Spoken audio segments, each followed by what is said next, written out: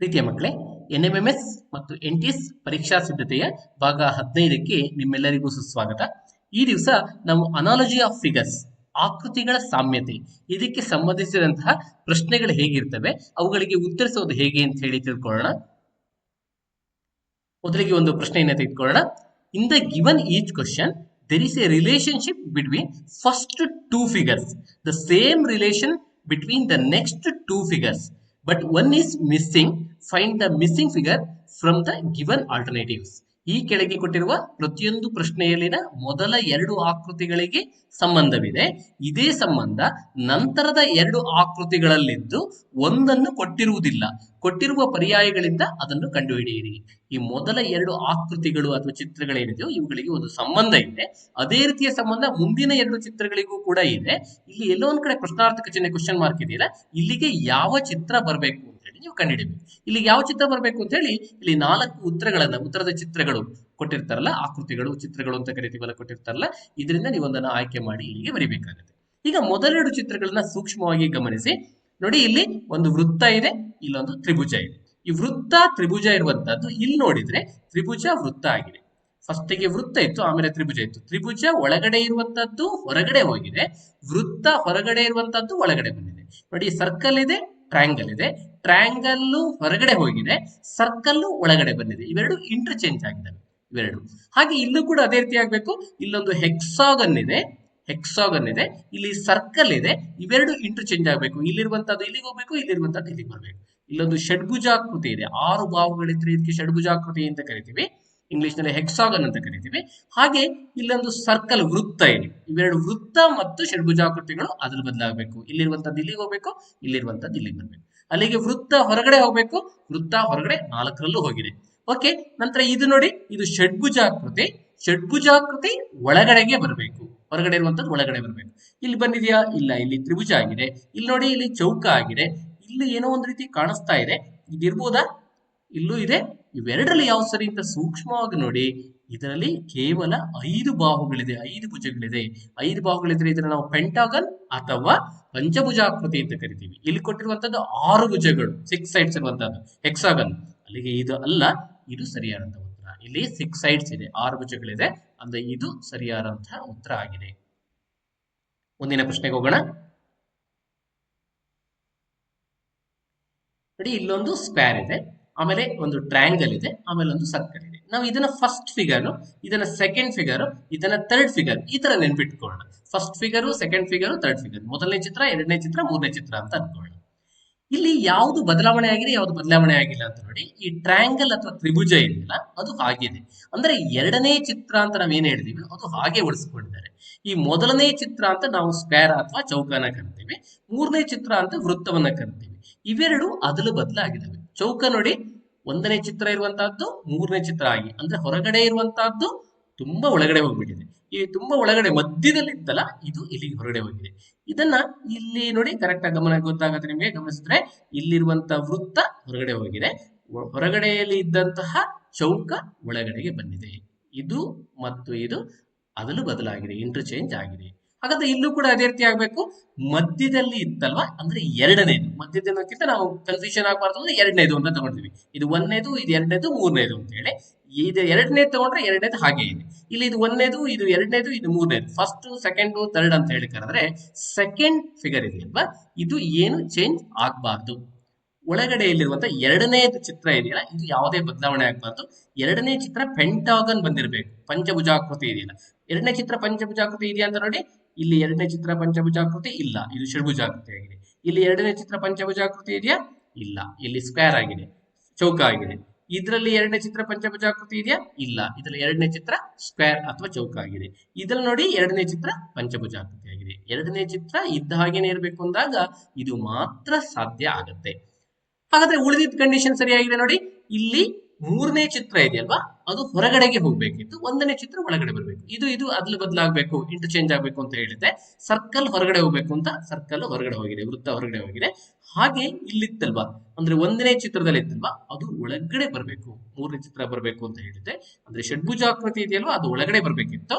ಷಡ್ಭುಜಾಕೃತಿ ಒಳಗಡೆ ಬಂದಾಗ ನೋಡಿ, ಇಲ್ಲಿ ಬಂದಿದೆ. ಹೆಕ್ಸಾಗನ್ ಒಳಗಡೆಗೆ, ಸರ್ಕಲ್ ಹೊರಗಡೆಗೆ. ಹೆಕ್ಸಾಗನ್ ಒಳಗಡೆಗೆ, ಸರ್ಕಲ್ ಹೊರಗಡೆಗೆ. ಆದ್ರಿಂದ ಇದು ಸರಿಯಾದಂತಹ ಉತ್ತರ ಆಗಿದೆ. ಮುಂದಿನ ಪ್ರಶ್ನೆಗೆ ಹೋಗೋಣ. ಈ ಚಿತ್ರವನ್ನು ನೋಡಿ, ಇಲ್ಲಿ ಒಂದು ಚಿತ್ರ ಇದೆ, ಇಲ್ಲೊಂದು ಪ್ಲಸ್ ತರ ಇದೆ, ಇದು ಕೂಡ ಪ್ಲಸ್ ಅಲ್ಲಿ ಒಂದು ಆರೋ ಮಾರ್ಕ್ ಇದೆ. ಇಲ್ಲಿ ಕರೆಕ್ಟ್ ಆಗಿ ಇದು ಯಾವ ರೀತಿಯಾಗಿ ಬದಲಾವಣೆ ಆಗಿದೆ ಅಂತ ನೋಡಿದಾಗ ಇದನ್ನ ಬದಲಾವಣೆ ಮಾಡಿದ್ದಾರೆ, ಬದಲು ಮಾಡಿದ್ದಾರೆ. ಕರ್ಣ ಅಥವಾ ಡಯಾಗನಲ್ ಅನ್ನ ನೋಡಿದಾಗ ಇಲ್ಲಿ ಇಂಟರ್ಚೇಂಜ್ ಆಗಿದೆ, ಬದಲಾಗಿದೆ. ಇಲ್ಲಿ ನೋಡಿ, ಇಲ್ಲಿ ಸೂಕ್ಷ್ಮವಾಗಿ ನೋಡಿ, ಇಲ್ಲಿ ಬದಲಾವಣೆ ಆಗಿದೆ. ಇಲ್ಲೂ ಕೂಡ ಅದೇ ರೀತಿ ಬದಲಾವಣೆ ಆಗಬೇಕು. ಇಲ್ಲಿರುವಂತದ್ದು ಇಲ್ಲಿಗೆ ಹೋಗ್ಬೇಕು, ಇಲ್ಲಿರುವಂತದ್ದು ಇಲ್ಲಿಗೆ ಹೋಗ್ಬೇಕು. ಈ ಚಿತ್ರ ಈ ಕಡೆ ಹೋಗಿದೆ ಎಂದಾಗ ಎಲ್ಲೆಲ್ಲಿ ಬರ್ಬೋದು ಅಂತ ನೋಡಿ, ಇದರಲ್ಲಿದೆ, ಇದರಲ್ಲಿ ಆಗಿಲ್ಲ, ಶೇಡ್ ಇಲ್ಲ, ಇದನ್ನ ಬಿಟ್ಬಿಡ್ತೀವಿ ನಾವು, ಇದು ಸಾಧ್ಯತೆ ಇಲ್ಲ. ಇವು ಮೂರಲ್ಲಿ ಯಾವ್ದಾಗಬೇಕು. ನೆಕ್ಸ್ಟ್ ಸ್ಟೆಪ್, ಈ ಮೂರಲ್ಲಿ ಯಾವ್ದು ಅಂತ ಹುಡುಕ್ಬೇಕಾದ್ರೆ ಇನ್ನೊಂದು ಹಂತವನ್ನು ನೋಡ್ಬೇಕಾಗತ್ತೆ. ಈಗ ನಮ್ಗೆ ಕ್ವಶನ್ ಮಾರ್ಕ್, ಪ್ರಶ್ನಾರ್ಥಕ ಚಿಹ್ನೆ ಇಲ್ಲಿ ಮಧ್ಯದಲ್ಲಿ ಕೊಟ್ಟಿರೋದ್ರಿಂದ ನೀವು ಏನ್ ಮಾಡ್ಬೇಕಾಗತ್ತೆ ಅಂದ್ರೆ ಇಲ್ಲಿಂದ ಇಲ್ಲಿಗೆ ನೋಡ್ಬೇಕು, ಈ ಕಡೆಯಿಂದ ಈ ಕಡೆ ನೋಡೋದು ಬೇಡ. ಪ್ರಶ್ನಾರ್ಥಕ ಚಿಹ್ನೆ ಈ ಕಡೆ ಬಂದಾಗ ಇಲ್ಲಿಂದ ಇಲ್ಲಿಗೆ ಗಮನಿಸಿ, ಅವಾಗ ಸಂಬಂಧ ಏನಿದೆ ಅಂತ ನೋಡಿ. ಹಾಗೆ ಇಲ್ಲಿಂದ ಇಲ್ಲಿಗೆ ಅವಾಗ ಚೆಕ್ ಮಾಡ್ಲಿಕ್ಕೆ ಸುಲಭ ಆಗುತ್ತೆ ದೃಷ್ಟಿಯಿಂದ ನಾನು ಈ ತರ ಹೇಳ್ತೇನೆ. ಇಲ್ಲಿಂದ ಇಲ್ಲಿಗೆ ನೋಡೋಣ. ಇಲ್ಲಿ 3 ಬಾಹುಗಳಿತ್ತು, ಇಲ್ಲಿ ಏನಾಗಿದೆ ನೋಡಿ, 4 ಬಾಹುಗಳಾಗಿದೆ. 3 ಸೈಡ್ಸ್ ಇರುವಂತಹದ್ದು 4 ಸೈಡ್ಸ್ ಆಗಿದೆ. ಅಂದ್ರೆ 1 ಸೈಡ್ ಜಾಸ್ತಿ ಆಗಿದೆ, 1 ಗೆರೆ ಜಾಸ್ತಿ ಇದೆ. ಹಾಗಾದ್ರೆ ಇಲ್ಲೂ ಕೂಡ ವಿಚಾರ ಮಾಡಿ, ಇಲ್ಲಿ 4 ಸೈಡ್ಸ್ ಇತ್ತು, ಇಲ್ಲಿ ಎಷ್ಟಾಗಬೇಕು, 5 ಸೈಡ್ಸ್ ಆಗಬೇಕು. 4 ಗೆರೆಗಳಿರುವಂತಹದ್ದು, 4 ಬಾಹುಗಳಿರುವಂತಹದ್ದು ಇಲ್ಲಿ 5 ಬಾಹುಗಳು ಆಗ್ಬೇಕು. 1 ಗೆರೆ ಜಾಸ್ತಿ ಆಗಿದ್ರೆ 5 ಬಾಹುಗಳಾಗಬೇಕು. ಈ ಜಾಗದಲ್ಲಿ 5 ಬಾಹುಗಳಿರುವಂತಹದ್ದು ಎಲ್ಲೆಲ್ಲಿದೆ ಅಂತ ನೋಡಿ, ಇದರಲ್ಲಿ 4 ಇದೆ, ಇದರಲ್ಲಿ 3 ಇದೆ, ಇದರಲ್ಲೂ 5 ಇದೆ, ಇದರಲ್ಲೂ 5 ಇದೆ. ಅಲ್ಲಿಗೆ ಇವೆರಡರಲ್ಲಿ ಯಾವುದೋ ಒಂದು ಉತ್ತರ ಸರಿಯಾದಂತ ಉತ್ತರ ಆಗುತ್ತೆ. ಎರಡರಲ್ಲಿ ಯಾವುದು ಅಂತ ಹೇಳಿ ತೀರ್ಮಾನ ಮಾಡೋದು. ನಾನು ಈಗಾಗಲೇ ಫಸ್ಟ್ಗೆ ಹೇಳಿದೆ, ಇದಲ್ಲ, ಇದರಲ್ಲಿ ಶೇಡ್ ಆಗಿಲ್ಲ ಅಂತ ಹೇಳಿ. ಅಲ್ಲಿಗೆ ಈ ಸಾಧ್ಯತೆನೇ ಇಲ್ಲ, ಇದು ಸರಿಯಾದಂತಹ ಉತ್ತರ ಆಗಿದೆ. ಮುಂದಿನ ಪ್ರಶ್ನೆಗೆ ಹೋಗೋಣ. ಎ ಯನ್ನ ಸೂಕ್ಷ್ಮವಾಗಿ ಗಮನಿಸಿ, ಎ ತರನೇ ಕಾಣಿಸ್ತಾ ಇದೆ. ಬಿ ಯನ್ನ ಎಚ್ಚರಿಕೆಯಿಂದ ನೋಡಿ ಹೇಗಾಗಿದೆ ಅಂತ ಹೇಳಿ. ಈ ಚಿತ್ರ ನೋಡ್ತಾ ಇದ್ದಾಗೆ ನಿಮ್ಗೆ ಹಳೆಯದು ಯಾವುದೋ ಒಂದು ಪಾಠ ನೆನಪಿಗೆ ಬಂದಿರಬೇಕು. ಹೌದು, ಇದನ್ನ ನಾವು ಮಿರರ್ ಇಮೇಜ್ ಅಥವಾ ದರ್ಪಣ ಪ್ರತಿಬಿಂಬ ಅಂತ ಕರಿತೀವಿ. ಬಿ ಯ ಮಿರರ್ ಇಮೇಜ್ ಇದು. ಮಿರರ್ ಇಮೇಜ್ ಅಂದ್ರೆ ಏನಾಗುತ್ತೆ, ಲೆಫ್ಟ್ ಅಲ್ಲಿ ಇರೋದೆಲ್ಲ ರೈಟಿಗೆ ಹೋಗುತ್ತೆ, ರೈಟ್ ಅಲ್ಲಿ ಇರೋದು ಲೆಫ್ಟಿಗೆ ಹೋಗುತ್ತೆ, ಎಡಭಾಗದಲ್ಲಿರೋದು ಬಲಭಾಗಕ್ಕೆ, ಬಲಭಾಗದಲ್ಲಿರೋದು ಎಡಭಾಗಕ್ಕೆ ಹೋಗುತ್ತೆ. ಇಲ್ಲಿ ಪೂರ್ತಿ ಚಿತ್ರ ಮಿರರ್ ಇಮೇಜ್ ಅಲ್ಲ, ಇದು ಕೇವಲ ಒಂದೊಂದು ಅಕ್ಷರಗಳನ್ನ ತೆಗೆದುಕೊಳ್ತಾ ಹೋಗ್ತಾರೆ. ನೋಡಿ, ಇಲ್ಲಿ ಬಲಗಡೆಗೆ ತಿರುಗಿರುವಂತಹದ್ದು, ಇಲ್ಲಿ ಎಡಗಡೆಗೆ ತಿರುಗಿದೆ. ಸಿ ನೋಡಿ, ಇಲ್ಲಿ ಬಲಗಡೆಗೆ ಇರುವಂತಹದ್ದು ಎಡಗಡೆಗೆ ತಿರುಗಿದೆ, ರೈಟ್ ಅಲ್ಲಿ ಇರುವಂತಹದ್ದು ಲೆಫ್ಟ್ ಟರ್ನ್ ಆಗಿದೆ. ಇಲ್ಲೂ ಅಷ್ಟೇ, ರೈಟ್ ಅಲ್ಲಿ ಇರುವಂತಹದ್ದು ಲೆಫ್ಟಿಗೆ, ಬಲಗಡೆ ಇರೋದು ಎಡಗಡೆಗೆ ತಿರುಗಿದೆ. ಹಾಗೆ ಇಲ್ಲಿ ನೋಡ್ತಾ ಹೋಗಿ, ಹಾಗಾದ್ರೆ ಏನ್ ಬದಲಾವಣೆ ಆಗಬೇಕು, ಇಲ್ಲೊಂದು 3 ಗೆರೆಗಳು ಕಾಣಿಸ್ತಾ ಇದೆಯಲ್ವಾ, ಇಲ್ಲಿ ಬಲಗಡೆಗೆ ಇರುವಂತಹ 3 ಗೆರೆಗಳು ಎಡಗಡೆಗೆ 3 ಗೆರೆಗಳು ಆಗ್ಬೇಕು ದರ್ಪಣ ಪ್ರತಿಬಿಂಬ ಅಥವಾ ಮಿರರ್ ಇಮೇಜ್ ನಲ್ಲಿ. ಎಲ್ಲೆಲ್ಲಿದೆ ಅಂತ ನೋಡ್ಕೊಂಡೋಗಿ, ಇಲ್ಲೊಂದ್ ಕಡೆ ಇದೆ, ಇಲ್ಲೊಂದ್ ಕಡೆ ಇದೆ, ಇಲ್ಲೊಂದ್ ಕಡೆ ಇದೆ. ಇದು ಸಾಧ್ಯತೆ ಇಲ್ಲ, ನಿಮ್ಗೆ ನೋಡ್ತಾ ಇದ್ದಾಗೆ ಗೊತ್ತಾಯ್ತು. ಯಾಕೆಂದ್ರೆ ಎಡಗಡೆಗೆ ತಿರುಗಬೇಕು ಅಂತ ಹೇಳಿದ್ರೆ ಈ 3ರಲ್ಲಿ ಒಂದು ಸಾಧ್ಯತೆ ಇದೆ. ಎರಡನೇ ಅಕ್ಷರಕ್ಕೆ ಬನ್ನಿ. ನೋಡಿ, ಎಫ್ ನಲ್ಲಿ 2 ಗೆರೆಗಳು ಬಲಗಡೆಗೆ ಇತ್ತು, ಅದು ಮಿರರ್ ಇಮೇಜ್ ಅಥವಾ ದರ್ಪಣ ಪ್ರತಿಬಿಂಬದಲ್ಲಿ ಎಡಗಡೆಗೆ ತಿರುಗಬೇಕು, ರೈಟ್ ಅಲ್ಲಿ ಇರುವಂತದ್ದು ಲೆಫ್ಟ್ ಟರ್ನ್ ಆಗಬೇಕು. ಎಲ್ಲೆಲ್ಲಿ ಲೆಫ್ಟ್ ಟರ್ನ್ ಆಗಿದೆ ಅಂತ ನೋಡಿ, ಇಲ್ಲೊಂದ್ ಕಡೆ ಲೆಫ್ಟ್ ಟರ್ನ್ ಆಗಿದೆ, ಇಲ್ಲೊಂದ್ ಕಡೆ ಲೆಫ್ಟಿಗೆ ಎಡಭಾಗಕ್ಕೆ ಟರ್ನ್ ಆಗಿದೆ. ಇಲ್ಲಿ ಹೇಗಿತ್ತು ಹಾಗೆ ಇದೆ, ಇಲ್ಲೂ ಹೇಗಿತ್ತು ಹಾಗೆ ಇದೆ. ಅಲ್ಲಿಗೆ ಮೊದಲೇ ಹೇಳಿದೆ ಇದು ಸಾಧ್ಯತೆ ಇಲ್ಲ ಅಂತ. ಇಲ್ಲೂ ಸೇಮ್ ಇರೋದ್ರಿಂದ, ಏನು ಚೇಂಜ್ ಆಗದೆ ಇರೋದ್ರಿಂದ ಈ ಸಾಧ್ಯತೆ ಕೂಡ ಇಲ್ಲ. ಹಾಗಾದ್ರೆ ಇವೆರಡರಲ್ಲಿ ಯಾವುದು ಸರಿ ಅಂತ ನೋಡ್ಬೇಕಾದ್ರೆ ಮುಂದಿನ ಅಕ್ಷರವನ್ನು ಕೂಡ ನೀವು ನೋಡ್ಬೇಕಾಗುತ್ತೆ. ಈಗ ಜಿ ಅನ್ನು ನೋಡಿ, ಇದು ಬಲಗಡೆಗೆ ತಿರುಗಿಕೊಂಡಿತ್ತು, ಇದು ಮಿರರ್ ನಲ್ಲಿ ನೋಡಿದಾಗ, ದರ್ಪಣದಲ್ಲಿ ನೋಡಿದಾಗ ಎಡಗಡೆಗೆ ತಿರುಗಬೇಕು, ಇಲ್ಲಿ ಎಡಗಡೆಗೆ ತಿರುಗಿದೆ. ಇಲ್ಲಿ ಏನಾಗಿದೆ ಅಂತ ನೋಡಿ, ಇಲ್ಲಿ ಹೇಗಿದೆಯೋ, ಪ್ರಶ್ನೆಯಲ್ಲಿ ಹೇಗಿದೆಯೋ ಇಲ್ಲಿ ಹಾಗೇನೇ ಇದೆ. ಅದೇ ರೀತಿ ಇರ್ಲಿಕ್ಕೆ ಸಾಧ್ಯತೆನೇ ಇಲ್ಲ, ಅಂದ್ರೆ ಈ ಉತ್ತರ ಬರ್ಲಿಕ್ಕೆ ಸಾಧ್ಯತೆ ಇಲ್ಲ. ಇದು ಸರಿಯಾದಂತಹ ಉತ್ತರ ಆಗಿದೆ.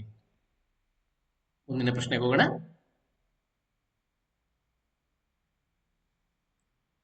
ನೋಡಿ, ಇಲ್ಲಿ ಈ ತರ ಒಂದು ಗೆರೆ ಇದೆ, ಇಲ್ಲೊಂದು ಆರೋ ಮಾರ್ಕ್ ಇದೆ. ಇಲ್ಲಿ ನೋಡಿ, ಅದೇ ಗೆರೆ, ಅದೇ ವಕ್ರರೇಖೆ ಇಲ್ಲಿ ಕೆಳಗಡೆ ಬಂದಿದೆ, ಮೇಲ್ಗಡೆ ಇರುವಂತದ್ದು ಕೆಳಗಡೆ ಬಂದಿದೆ, ಆರೋ ಮಾರ್ಕ್ ಮಾತ್ರ ಎಲ್ಲಿದೆಯೋ ಅಲ್ಲೇ ಇದೆ. ಆರೋ ಮಾರ್ಕ್ ಏನು ಚೇಂಜ್ ಆಗಿಲ್ಲ, ಮೇಲ್ಭಾಗದಲ್ಲಿರುವಂತದ್ದು ಕೆಳಭಾಗ ಬಂದಿದೆ. ಈ ರೀತಿಯಾಗಿ ಚಿತ್ರ ಮೇಲ್ಭಾಗದಲ್ಲಿರೋದು ಕೆಳಭಾಗಕ್ಕೆ ಬಂದ್ರೆ ಇದಕ್ಕೆ ನಾವು ಏನು ಅಂತ ಕರಿತೀವಿ, ನೆನಪು ಮಾಡ್ಕೊಳ್ಳಿ, ಇದಕ್ಕೆ ನಾವು ವಾಟರ್ ಇಮೇಜ್, ನೀರಿನ ಪ್ರತಿಬಿಂಬ ಅಂತ ಕರಿತೀವಿ. ಮೇಲ್ಭಾಗದಲ್ಲಿರೋದು ಕೆಳಭಾಗಕ್ಕೆ ಬಂದ್ರೆ, ಕೆಳಭಾಗದಲ್ಲಿರೋದು ಮೇಲ್ಭಾಗಕ್ಕೆ ಬಂದ್ರೆ ನೀರಿನ ಪ್ರತಿಬಿಂಬ ಅಥವಾ ವಾಟರ್ ಇಮೇಜ್ ಅಂತ ಕರಿತೀವಿ. ಎಡಭಾಗ ಬಲಭಾಗ ಬದಲಾವಣೆ ಆದ್ರೆ ಅದಕ್ಕೆ ಮಿರರ್ ಇಮೇಜ್ ಅಥವಾ ದರ್ಪಣ ಪ್ರತಿಬಿಂಬ ಅಂತ ಕರಿತೀವಿ. ಹಾಗಾದ್ರೆ ಇದು ಅದೇ ರೀತಿಯಲ್ಲಿ ಬದಲಾವಣೆ ಆಗಬೇಕು, ಇದು ಕೂಡ ವಾಟರ್ ಇಮೇಜ್, ನೀರಿನ ಪ್ರತಿಬಿಂಬ ಆಗಬೇಕು. ಮೇಲ್ಗಡೆ ಇರುವಂತಹ ಗೆರೆ ಕೆಳಗಡೆ ಬರಬೇಕು, ಅದೇ ತರ ಗೆರೆನೇ ಬರಬೇಕು. ಇದ್ರಲ್ಲೂ ಬಂದಿಲ್ಲ, ಇದ್ರಲ್ಲೂ ಬಂದಿಲ್ಲ. ನೋಡಿ, ಇಲ್ಲಿ ಗೆರೆ ಬಂದಿದೆ, ಆದ್ರೆ ಎಲ್ಲೋಗಿದೆ, ಇಲ್ಲಿರುವಂತಹ ಗೆರೆ ಈ ಕಡೆ ಸೈಡಿಗೆ ಹೋಗಿದೆ, ಲೆಫ್ಟ್ ಇಂದ ರೈಟಿಗೆ ಹೋಗ್ಬಿಟ್ಟಿದೆ. ಲೆಫ್ಟ್ ಇಂದ ರೈಟಿಗೆ ಹೋಗ್ಲಿಕ್ಕೆ ಸಾಧ್ಯತೆನೇ ಇಲ್ಲ, ಲೆಫ್ಟ್ ಅಲ್ಲೇ ಇರ್ಬೇಕಿತ್ತು. ಇದು ಮಾತ್ರ ಸಾಧ್ಯ. ಸೂಕ್ಷ್ಮವಾಗಿ ಗಮನಿಸಿದ್ರೆ ಗೊತ್ತಾಗತ್ತೆ, ಈ ಗೆರೆ ಹೀಗೇನೆ ಬರಬೇಕು, ಅಲ್ಲೇ ಇರಬೇಕು. ಇಲ್ಲಿ ಆತರ ಇಲ್ಲ, ಇಲ್ಲಿ ಇದ್ರೂ ಕೂಡ ಅದು ಬಲಗಡೆಗೆ ಹೋಗಿದೆ, ಇಲ್ಲೂ ಕೂಡ ಅಡ್ಡಗೆರೆ ಕಾಣಿಸ್ತಾ ಇಲ್ಲ. ಈ 3 ಚಿತ್ರಗಳು ಸಾಧ್ಯತೆ ಇಲ್ಲ. ಇದು ವಾಟರ್ ಇಮೇಜ್ ಅಥವಾ ನೀರಿನ ಪ್ರತಿಬಿಂಬ ಆಗಿದೆ. ಅಲ್ಲಿಗೆ ಇದರ ಚಿತ್ರ ಇದು. ಇದಕ್ಕೆ ಉತ್ತರದ ಚಿತ್ರ ಇದಾಗಿರುತ್ತೆ. ಅಲ್ಲಿಗೆ 1 ಅನ್ನುವಂತಹದ್ದು ಸರಿಯಾದಂತಹ ಉತ್ತರ ಆಗಿದೆ. ಮುಂದಿನ ಪ್ರಶ್ನೆಗೆ ಹೋಗೋಣ. ನೋಡಿ, ಇಲ್ಲಿ 3 ಚುಕ್ಕೆಗಳಿದೆ, ಹಾಗೆ 3 ಗೆರೆಗಳಿದೆ. ಇಲ್ಲಿ ಏನಾಗಿದೆ ಅಂತ ನೋಡಿ, 3 ಚುಕ್ಕಿಗಳು ಹಾಗೆ ಇದೆ, ಆ 3 ಗೆರೆಗಳು ಮೇಲ್ಮುಖವಾಗಿರುವಂತದ್ದು ಕೆಳಮುಖ ಆಗಿದ್ದಾವೆ. ಇಲ್ಲಿ 3 ಡಾಟ್ಸ್ 3 ಲೈನ್ಸ್ ಇದ್ವಾ, 3 ಡಾಟ್ಸ್ ಹಾಗೆ ಇದೆ, ಈ 3 ಲೈನ್ಸ್ ಆಪೋಸಿಟ್ ಡೈರೆಕ್ಷನ್ ಅಲ್ಲಿ ಟರ್ನ್ ಆಗಿದೆ. ಅದೇ ರೀತಿ ಇಲ್ಲಿ ನೋಡಿ, 2 ಚುಕ್ಕೆ ಇದೆ, 2 ಗೆರೆಗಳಿದೆ. 2 ಚುಕ್ಕಿ 2 ಗೆರೆಗಳಿದೆ, ಇದು ಕೂಡ ಆಪೋಸಿಟ್ ಡೈರೆಕ್ಷನ್ ಗೆ ಚೇಂಜ್ ಆಗಬೇಕು, ವಿರುದ್ಧ ದಿಕ್ಕಿಗೆ ತಿರುಗಬೇಕು. ಚುಕ್ಕಿಗಳು ಮಾತ್ರ ಅಲ್ಲೇ ಉಳಿಬೇಕು. ನೋಡಿ, ಚುಕ್ಕಿ ಹಾಗೆ ಉಳಿಬೇಕು. ಈ 2 ಗೆರೆಗಳು ವಿರುದ್ಧ ದಿಕ್ಕಿನಲ್ಲಿ, ಅಂದ್ರೆ ಈಗ ಬಲಗಡೆಗೆ ತಿರುಗಿರುವಂತದ್ದು ಎಡಗಡೆಗೆ ತಿರುಗಬೇಕು ಅಂತದ್ದು ಎಲ್ಲಿದೆ ಅಂತ ನೋಡಿದಾಗ ಇಲ್ಲಿ 2 ಉತ್ತರಗಳು ಕಾಣಿಸ್ತಾ ಇದೆ. ನೋಡಿ, ಇವೆರಡು ಉತ್ತರಗಳು ಒಂದೇ ರೀತಿಯಲ್ಲಿ ಅನಿಸ್ತಾ ಇದೆ ನಿಮ್ಗೆ. ಈ ರೀತಿ ಒಂದೇ ರೀತಿ ಇದೆ ಅಂತ ಅನ್ಸಿದ್ರೆ ಇನ್ನೂ ಸೂಕ್ಷ್ಮವಾಗಿ ನಾವು ಅವಲೋಕಿಸಬೇಕಾಗತ್ತೆ ಯಾವುದು ಸರಿಯಾಗಬಹುದು ಅಂತ. ಈ ಗೆರೆಯನ್ನ ಇನ್ನೊಂದು ಸ್ವಲ್ಪ ಸೂಕ್ಷ್ಮವಾಗಿ ನೋಡಿ. ಈ ಗೆರೆ ವೃದ್ಧಿಸಿದ್ರೆ ಏನಾಗ್ಬೋದು ಅಂತ. ಇಲ್ಲಿಗೆ ಬಂದಿಲ್ಲಂತೆ, ಈ ಮೂಲೆ, ಈ ಕಾರ್ನರಿಗೆ ಹೋಗಲ್ಲ. ಈ ಗೆರೆ ಕಾರ್ನರಿಗೆ ಹೋಗಿ ತಲುಪ್ತಾ ಇಲ್ಲ, ಇಲ್ಲಿಗೆ ಬಂದು ತಲುಪತ್ತೆ. ಹಾಗೆ ಈ ಗೆರೆ ವೃದ್ಧಿಸಿದ್ರೆ ಎಲ್ಲಿಗೆ ಹೋಗ್ಬೋದು, ಇದು ಅಷ್ಟೇ, ಕಾರ್ನರಿಗೆ ಬರಲ್ಲ, ಮೂಲೆಗೆ ಬರಲ್ಲ, ಇಲ್ಲಿಗೆ ಬಂದು ತಲುಪ್ತಾ ಇದೆ. ಬಹುಶಃ ಈಗ ಉತ್ತರ ಗೊತ್ತಾಗಿದೆ ಅಂತ ಅನ್ಕೊಂಡಿದ್ದೀನಿ. ಇದನ್ನ ಉತ್ತರ ಅಂತ ತೆಗೆದುಕೊಂಡ್ರೆ ಈ ಗೆರೆ ಎಲ್ಲಿಗೆ ಹೋಗಿದೆ ನೋಡಿ, ಇದು ಮೂಲೆಗೆ ಹೋಗಿ ತಲುಪತ್ತೆ. ಇದು ಅಷ್ಟೇ, ಈ ಮೂಲೆಗೆ, ಈ ಕಾರ್ನರಿಗೆ ಬಂದು ತಲುಪತ್ತೆ. ಕಾರ್ನರಿಗೆ ಬರಲ್ಲ ಅಂತ ನಾನು ಹೇಳಿದ್ದೆ, ಆದ್ರಿಂದ ಇದು ಸರಿಯಾದಂತ ಉತ್ತರ. ಚುಕ್ಕಿಗಳು ಇಲ್ಲೇ ಇದಾವೆ, 2 ಗೆರೆ ಇಲ್ಲೇ ಇದೆ. ಈ 2 ಗೆರೆಗಳು ಕಾರ್ನರ್ ಅನ್ನ ತಲುಪ್ತಾ ಇಲ್ಲ, ಪಕ್ಕದಲ್ಲಿ ಬಂದು ನಿಲ್ತಾ ಇದೆ. ಇದನ್ನ ಇರುವುದರಲ್ಲಿ ಸರಿಯಾದಂತ ಉತ್ತರ ಅಂತ ಹೇಳಿ ಪರಿಗಣಿಸಬಹುದು. ಮುಂದಿನ ಪ್ರಶ್ನೆಗೆ ಹೋಗೋಣ.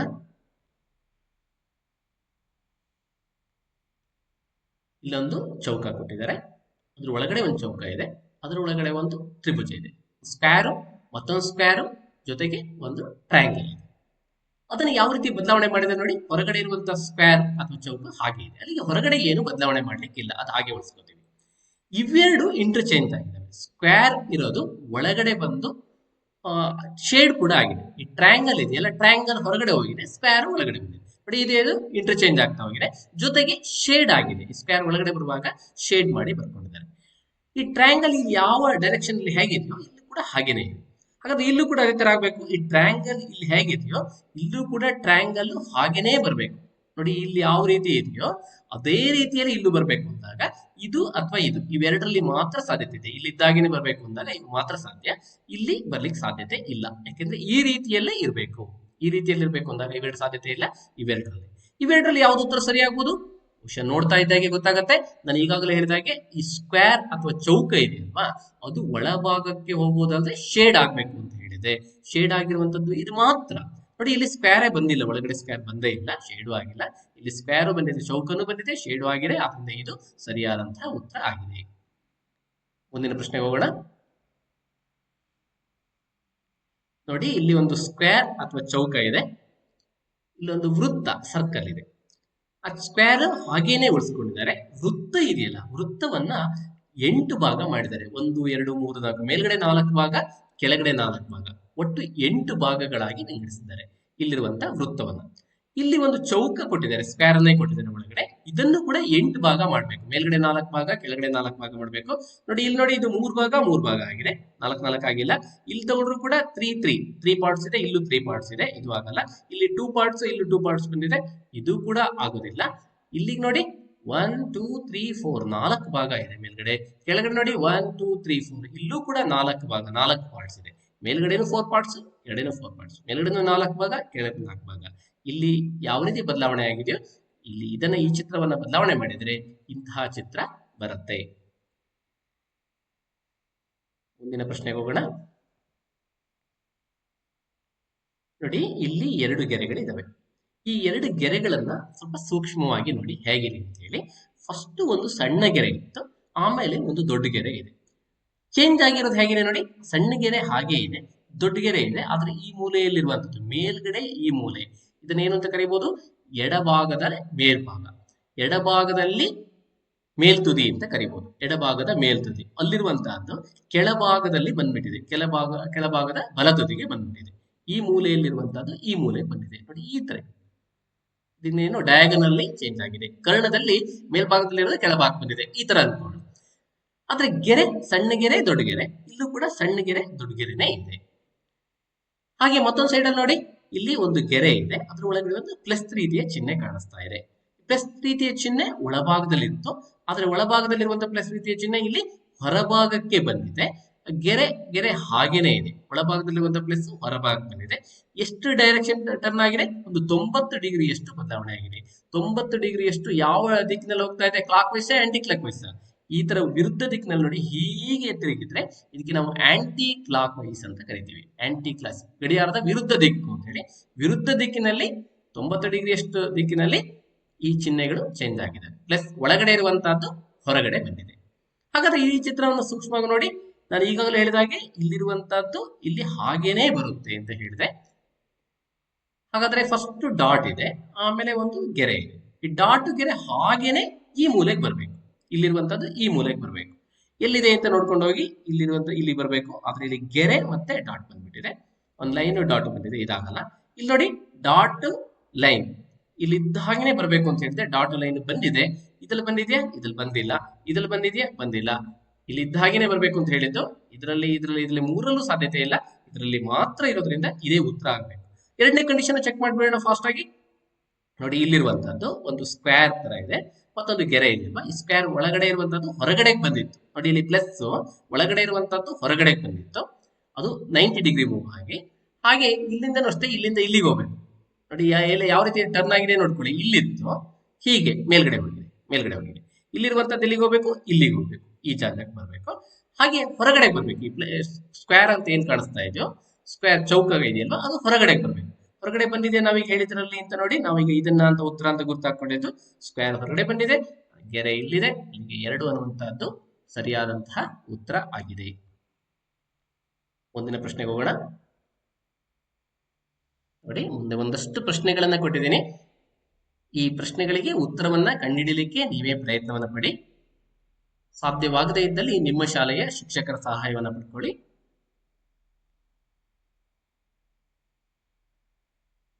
ಈ ಚಿತ್ರಕ್ಕೆ ಸಂಬಂಧಪಟ್ಟಂತಹ ಪ್ರಶ್ನೆಗಳು ತುಂಬಾ ಸರಳವಾಗಿರ್ತವೆ. ನೀವೆಲ್ಲಾ ಪ್ರಶ್ನೆಗಳಿಗೆ ಉತ್ತರಿಸಲಿಕ್ಕೆ ಸಮರ್ಥರಾಗಿದ್ದೀರಿ. ಸ್ವಲ್ಪ ಪ್ರಯತ್ನವನ್ನ ಪಡಬೇಕಾಗತ್ತೆ.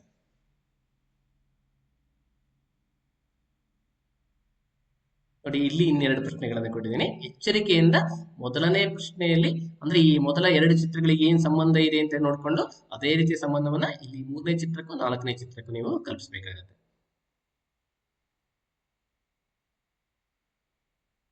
ಎಲ್ಲರಿಗೂ ಶುಭವಾಗಲಿ.